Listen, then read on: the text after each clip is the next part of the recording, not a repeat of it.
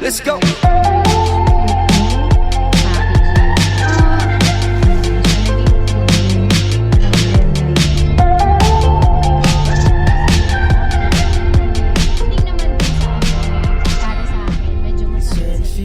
Hi guys! So welcome to the vlog. And today is Saturday. So weekend na naman. And ngayong araw is magdi-DIY ako ng hair coloring. So bumili ako ng Easy and Pudding. So sa Watsons ko to binili. Pero alam ko meron sila sa Shopee. Ayan, ganyan. So ang napili kong color is ash beige.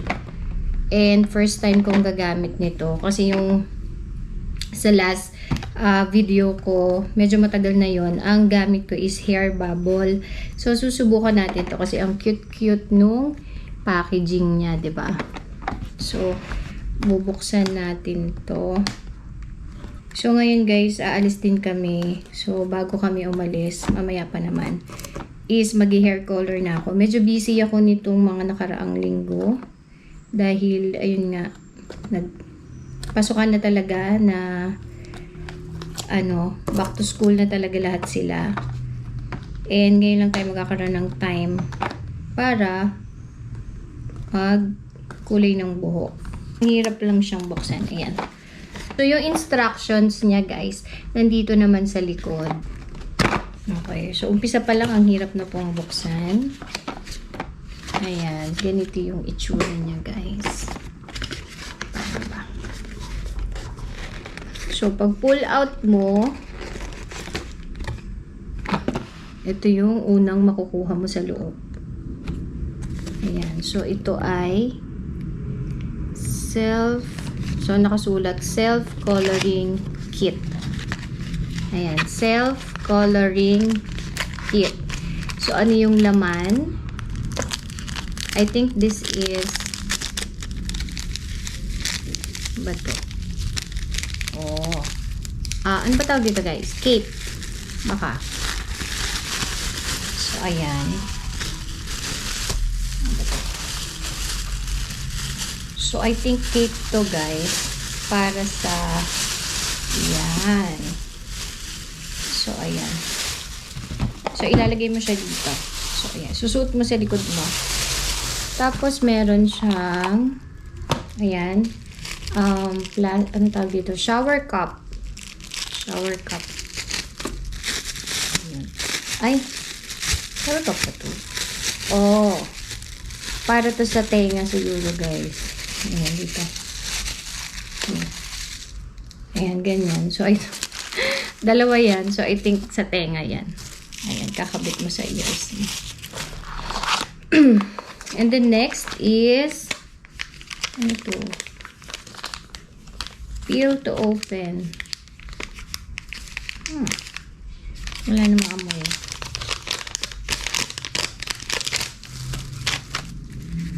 So, baka ito ay yung gloves na. Yeah, so ayan. Left and right. Right and left. Left and right. So, ayan, gloves. Tapos, ayan, may kasama siyang treatment. Special treatment for rough and damaged hair. Okay. And then, of course, yung ating guide. Usage guide. So, nandito yung list kung ano yung laman niya sa loob. Ayan. Katulad ng mga pinakita ko. So, ayan yung unang makukuha nyo dun sa loob ng box. And then, the next one is, ito na yung pinaka mismong pangkulay. Ayan. Ang cute, no? Ayan, no, diba? Talagang mapapabili ka kasi packaging pa lang. Cute na cute na. So, malalaman natin kung effective to, guys. Binuksan mo siya. Ayan ang laman. So, ito yung number 1 and then yung number 2. So, ang use nitong color yellow is dito mo imimix yung dalawang gamot. So, okay. So, imimix na natin siya, guys. Ayan. So, ipag-mimix na natin to. So, shake muna natin para at least. Oh. Tumapon na po. So, okay naman yung amoy. And then, itong isa.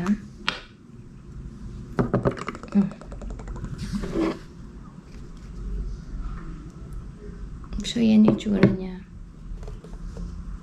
Sabi niya guys, isi-shake daw ito dito. Ayan. So, kanina kinabahan ako kasi parang ang bilis niya matanggal.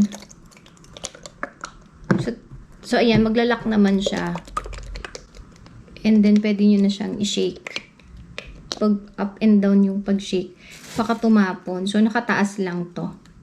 So guys, selection ko na yung hair ko. Ganito na lang kasi ito yung pinakamadaling pagde-divide ng hair. So, para hindi madumihan yung damit nyo. And then, we have to wear the gloves. So, let's put this muna sa ears. First sa bathroom. Para dun to gawin. Kasi baka makadumi ako dito. Medyo malapit ako sa bed. So, this one guys, hindi na natin kailangan ng comb. So, pwedeng direct yung hands mo dito sa pudding natin. And then, just put it on your hair. Dapat maging pudding siya. Pag shinake mo siya guys, ganito itsura niya. Oh! Ayan. So, naging pudding. Parang gel-like type na. Ayan. Sobrang jelly type. So, naging pudding talaga siya guys. Ayan na itsura niya. So, syempre, sisimutin natin yung so, ito daw is papahid mo lang sa hair mo na ganyan. Parang shampoo lang. So, isa lang pong binili ko guys. I don't know kung enough na to. Ang isang piraso.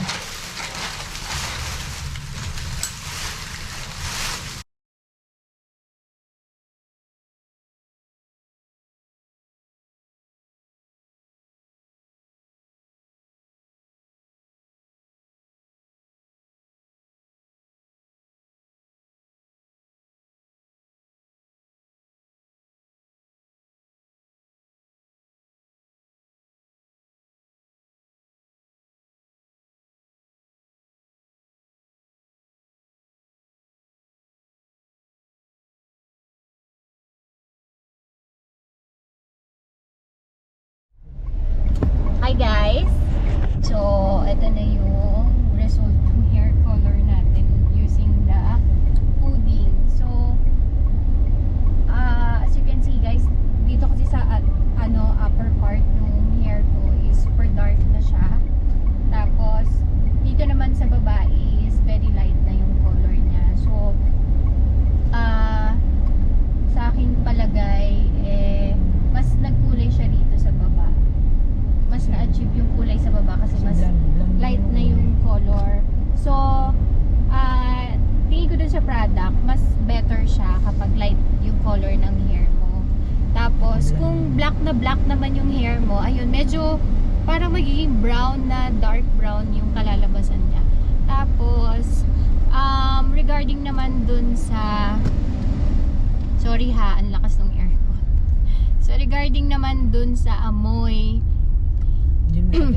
hindi. Regarding naman dun sa amoy, para sa akin, medyo masakit sa ilong, lalo na kapag na-inhale mo.